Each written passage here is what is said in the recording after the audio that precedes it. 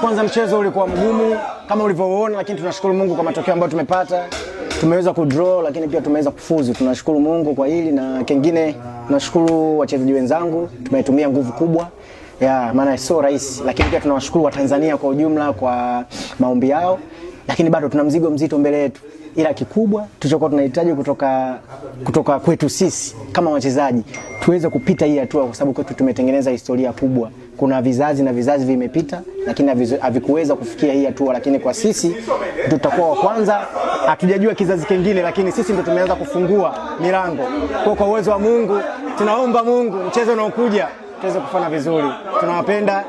Asanteni sana. Kabla mchezo wachezaji mlikuwa mnazungumza kitu gani kuelekea kwenye mchezo ambao umefanya mfuzu? Tumepeana sana hope, hasa kapteni ameweza sana kuongea na sisi. Ametupa sana hope, makocha pia wamejitahidi sana kutuambia kwamba mchezo wa leo hatutaki kuudharau. Huu mchezo ni muhimu sana kwetu. Haijalishi tutapata draw, haijalishi tutashinda, lakini mchezo huu ulikuwa ni muhimu sana kwetu. Kwa hiyo tunashukuru kwa nguvu ambazo wameonyesha kapteni wetu Bwana Samata, lakini pia na benchi letu la ufundi kwa ujumla kwa ile morali ambayo walikuwa wanatupa. Kwa hiyo tunashukuru Mungu kwa kweli. Tuna mchezo mwingine mbele yetu na ni mgumu, lakini naamini chochote kinawezekana.